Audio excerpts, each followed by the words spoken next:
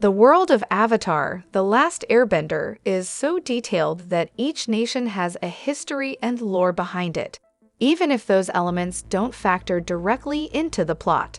It makes the world feel real and lived in, even though it's all fictional.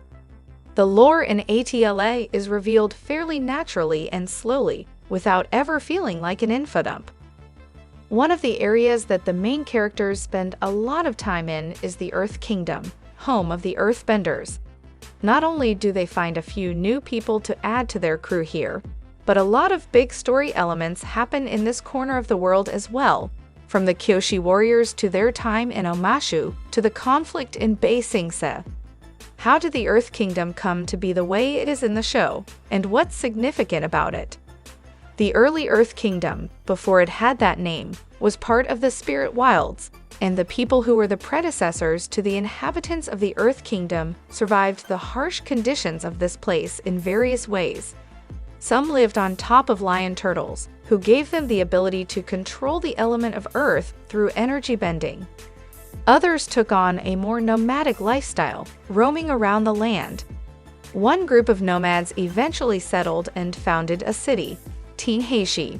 Some of the early cultural practices of the Earth Kingdom carried on until the time of ATLA, such as the way they made fortified strongholds out of the earth. The early Earth Kingdom citizens eventually left the lion turtles and began making establishments all over. The various states of the Earth Kingdom were constantly at war with each other, fighting for dominance, and unlike in the other nations where one culture would come out on top, the Earth Kingdom was large and diverse, and managed to keep multiple cultures throughout it. In the northeast, a city was created out of rocks that eventually became Ba Sing Se, and in the west, the star-crossed lovers Oma and Shu learned earthbending directly from the badger moles, and created a city in order to bring peace to their two warring villages. Over time, the monarchs of Ba Sing Se became increasingly powerful, and eventually one ruler in particular declared themselves the first Earth monarch to rule over the entirety of the kingdom. Of course, due to the sheer size of the Earth Kingdom, it wasn't possible to have one central regime, so it became a confederate monarchy split into many different semi-autonomous provinces.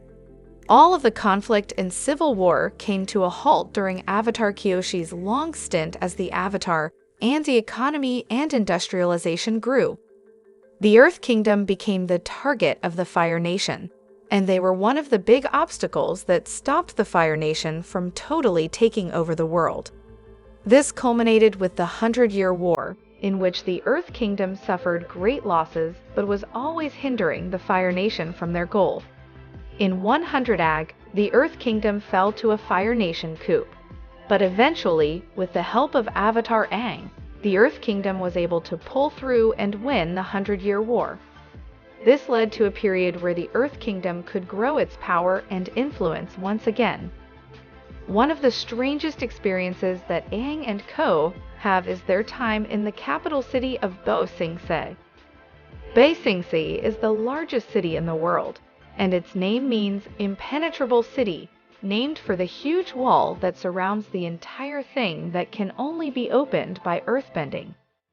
It was where a lot of refugees from the 100-Year War took shelter, as the Fire Nation had not yet been able to get through their defenses. However, Aang and his friends quickly notice that something is not quite right in the city, and that there might be something more sinister going on below the surface. Though the Earth Monarch still existed, the real power in the city was held by the Grand Secretariat, Long Feng.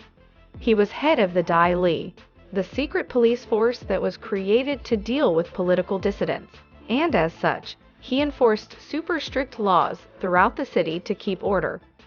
His goal was to keep knowledge of the ongoing war from the Earth King, so that Long Feng could maintain power, so it was absolutely forbidden to mention the war within the city, at risk of the Dai Li taking away people who did. This is what caused the famous line recited throughout the show, "There is no war in Ba Sing Se." Long Feng's regime fell apart after he allied with Azula to stage a coup, before the Dai Li turned on him, and he was forced to surrender the city to the Fire Nation princess. Ba Sing Se remained a place for refugees after the war was over, but the government's lack of resources led to a steep decline in the quality of life.